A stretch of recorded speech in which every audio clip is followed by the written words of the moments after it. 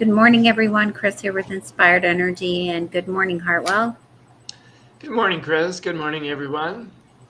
So, we're continuing our little journey here one by one through the gates, and today we're looking at gate 7, the gate of the army. So, what kind of energy are we contemplating by looking at this gate, Hartwell? Well, it's a gate in the G center pointing towards the throat. And so it's one of the gates that relate to purpose. Because in the G center, we have 4 gates of love and we have 4 gates that relate to purpose. Um, so this gate has to do with leadership, but elected leadership. This is the inborn impulse to lead. But in order to lead in this way, one needs to be invited to do it. Another word to describe it would be the wise shepherd, which offers guidance, which offers empowerment, which, this is the energy to stay true to the highest vision of the collective. So it is a collective logical gate. It's oriented towards the future, as all logic circuitry is. And it has the ability to see when a society's direction needs correcting. It also, there's something I haven't described too much, but there are 3 or 4 iconic gates in human design which underline the themes of the lines. So why, when we talk about roles, which we've talked about on this show, like being, for instance, you're an investigator martyr, where does that come from? Well, one of the gates it comes from is this one. So the names of this gate have to do with different forms of leadership. And that underlying that are intrinsic principles of the 6 different lines. Mm-hmm. So this can be a very influential gate. It has the ability to understand humanity's future direction and to persuade others to follow their leadership, even to, in a sense, persuade people of influence to follow your influence, if that, you know what I mean. So it's the power behind the throne. It's not the one who steps out and is the public figurehead. That's not this form of leadership. It's more the person who is the public opinion leader or the one who guides the people that are the figureheads. Well, I heard something the other day, which I found really interesting. They were talking about the alpha in the wolf pack and how they always said the alpha was the leader. So they figured that they were always in front and they were always, forging ahead. But actually, the alpha in the wolf pack is the last wolf in the pack. So he's watching out for the pack from the back. Yeah. So it kind of draws a good parallel to what you're saying. Indeed, especially since this gate is part of the channel of the alpha, which meets up with gate 31, the gate of influence at the throat. Interestingly, I let the universe choose, so to speak, which gate we talk about each week. Last week I chose 7. Last week I chose 31, and this week I chose 31. 7. Very interesting. I chose the two that create this channel back-to-back weeks. And I don't know if this is a message to me or not, but everything's a message on some level. I have this channel as one of 3 defined channels in my chart. So interesting. And just as a commentary on that, I grew up in a political family, where my father is a member of parliament, and I had a brother who was in MLA in Alberta. And I've always been interested in politics, but not particularly. I don't know. It's just been part of my awareness without actually being something I was called to do myself. But I'm interested in the direction of the future. I'm interested in books which are forecasting the future. Um, so it's an interesting gate channel for me because it is defined for me, and yet I'm not always aware of how I feel it's operating for me. So, Um, how do we recognize the shadow then of this gene key? Like, what? How does it express? well, the three levels of this particular gate or gene key are division, guidance at the level of the gift, and at the level of the city, it is virtue. So division is at the root of all our hierarchies in society. So it's the energy of, and I mean, this is genetic.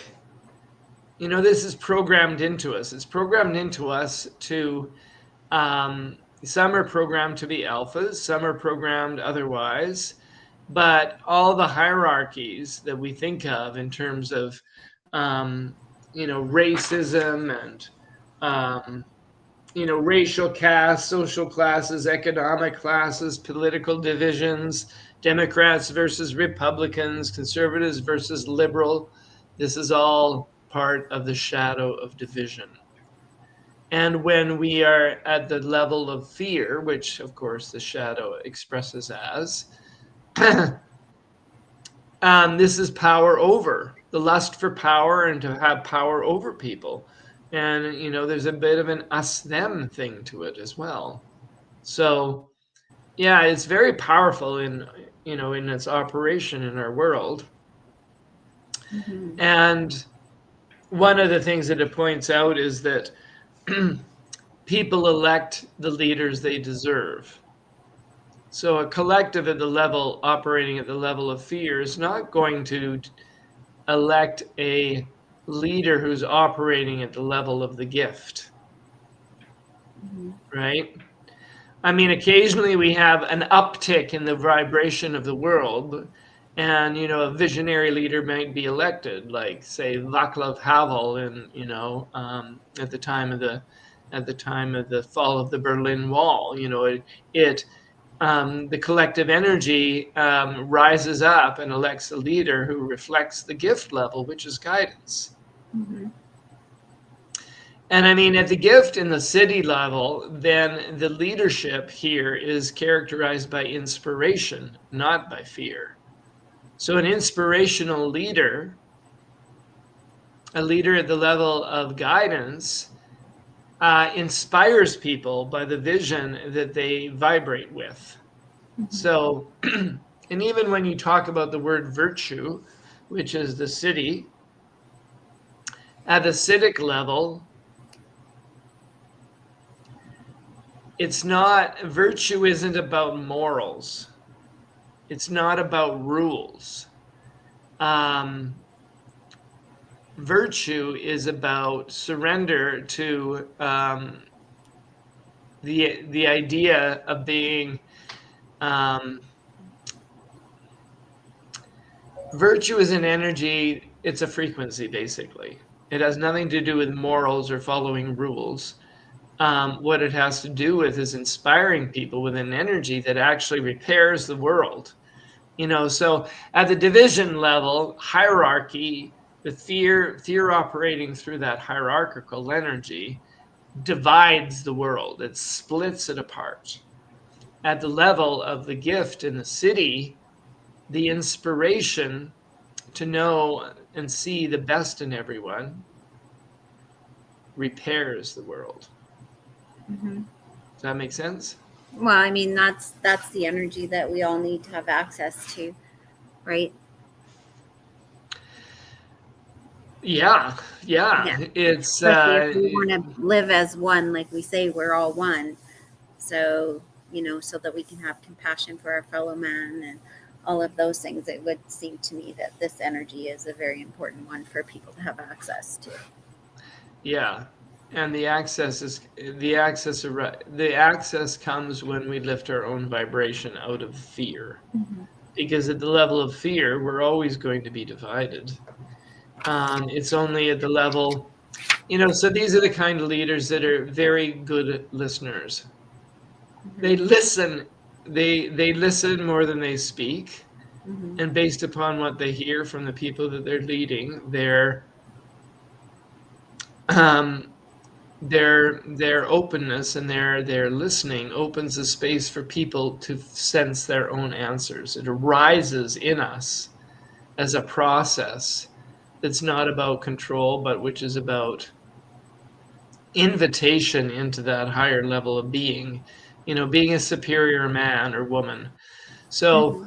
at the higher levels, this does have, like all the cities, it has all the things that we desire and long for in our heart are linked up with the living of the gift in the city level. Mm-hmm. It's interesting too when you look at the line numbers, because I always find it interesting when you list the people and then I try to say, oh, where do I see that in that person, right? And Yeah. like especially in one of the people that you listed, the line 3 here, you say the anarchist. And I totally Hmm. see that in this person, especially during COVID and stuff, where they were like leading a charge to, rebel against the rules and all of that. So you Yeah, can see how when you tie this to people around you, how you can start to understand why they are the way they are, right? indeed. Yeah. And whether they're operating in the shadow side or the gift or the civic side, right? Yeah. And just since you mentioned that, the six lines are the first line has authority, has a theme of authority, authoritarian. The second line is the Democrat. The third is the anarchist. The fourth is the abdicator, and the fifth we have the general, and the sixth we have the administrator. So it's none of these are bad in of themselves, but they would be expressing in a divisive way at the fear vibration level. Mm-hmm. Well, like Um, you and this other person have the same gate, but you totally express it differently. well, I have one, they have three, so it's not the same. No, but I'm just saying it's the same gate, but a different line Oh, number. So you can yes, see the way that having the same gate can express differently. So just because absolutely, somebody has yes, gate 7 doesn't mean that they're going to express the same as you. correct, Yeah. correct. And I think And that's that is important. yeah, that's the deep, deep subtlety of human design, which makes Mhm. it so intriguing to know your own chart, Yeah.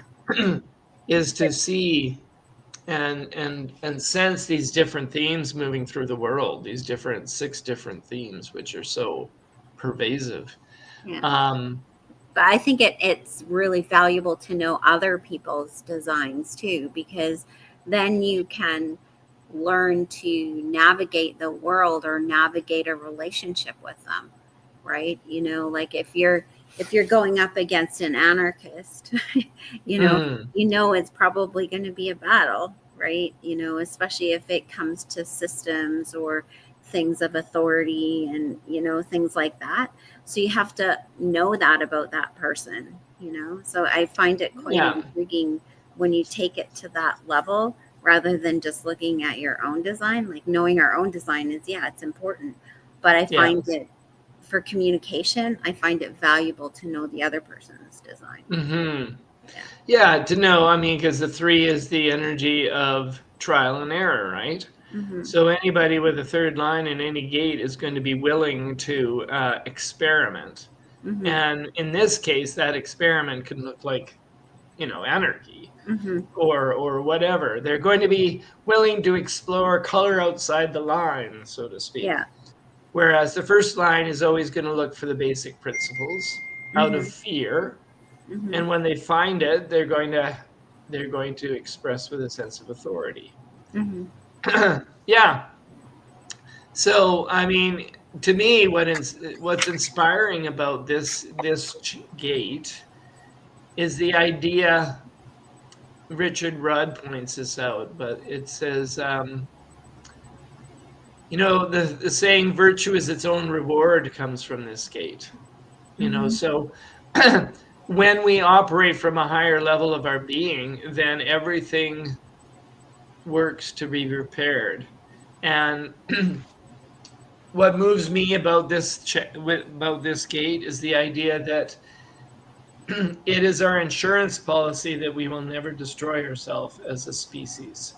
Mm-hmm. That it's always potential for us to rise to the highest level of our energies, and in that energy repair the world. Right. So that's what inspires me. Mm-hmm. The idea of, and one of the most profound dreams I ever had in my life was around this theme. Back when I was probably in my early 20s, I had a dream that felt like it was about repairing the world.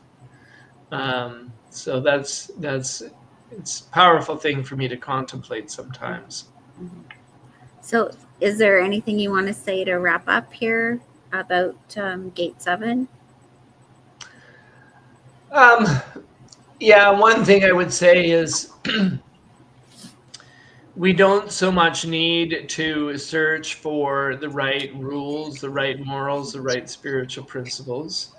Um, what is best and most expedient for us is to do those things that genuinely raise our vibration, because then we will operate in a way that is connected with love and connected with the whole and serves the whole.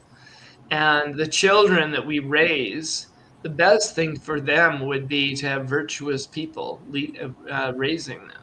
Mm-hmm. You don't need to have a lot of structures or rules or morals or whatever. You just need virtuous people. Well, because So then they'll guide themselves, right, as to exactly. what's right or wrong. Yeah, Yeah. so that's all I'd want to say about that. And to say that, the idea of feeling like, okay, we're not going to destroy ourselves, we're not going to self Mm-hmm. destruct as a species, is a lovely thought that sometimes I feel a need to hold on to. After the new year, we're going. Okay. we will continue with our once per month get together, where we human design get together, where people interested come together to learn about themselves and the people around them, to share that information and to grow as a result. Okay. So, with that, we'll say goodbye, God bless, and join us next Wednesday when we tackle another gate.